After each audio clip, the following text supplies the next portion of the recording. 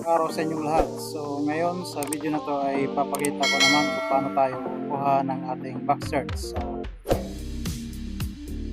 punta tayo sa Google Chrome natin sa ating browser at i-type nyo lang yung Vaxcertph and ito yung lalabas. And click nyo lang yan. And ito na yung kanilang website, Vaxcertph.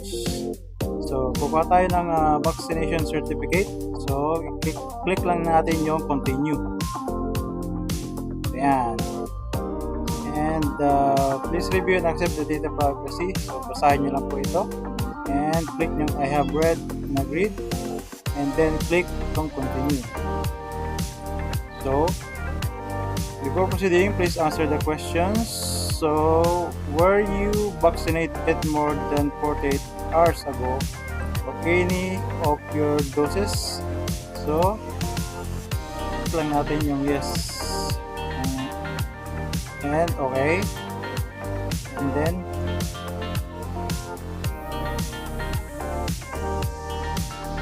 click next and click next.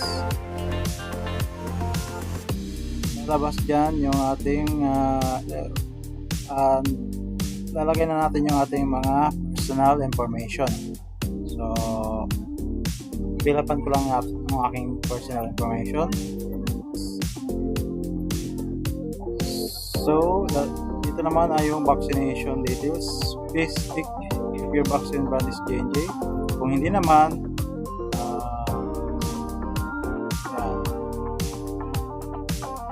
where did you have your first dose vaccine? So select natin dito first dose.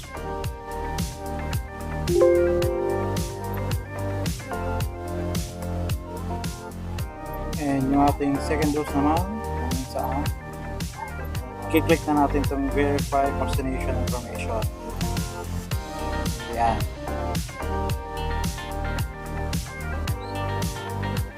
So check nyo yun. Click natin to. I-close natin.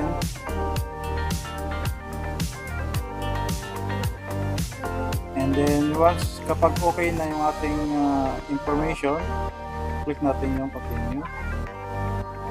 And then i-type natin tong 7 characters. Kariyahin natin. At once natapos natin type, click natin okay.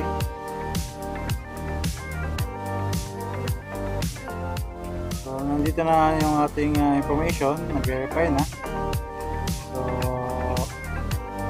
ilagay natin dito, please tick if you intend to use this certificate for travel and then enter your passport number. So kung balak mo mag-abroad, lumas ng bansa, so ilagay natin yung ating passport number dyan. Pag okay na kayo, okay na yung itong information na to, nilagay natin yung ating passport number. So click generate vaccination certificate.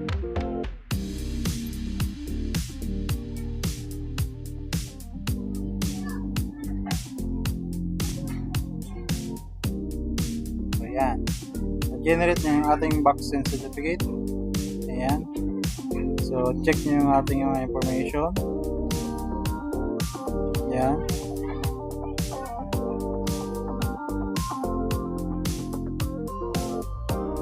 So kapag okay na, pwede natin siyang i-download.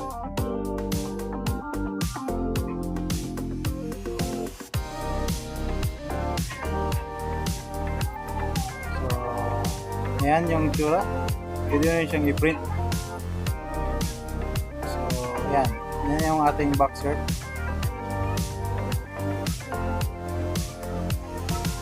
Yun guys, napadali lang yung pag-generate o pag-apply ng ating Vaxcertph. So I hope this video ay nakatulong sa inyo, and thank you very much and God bless.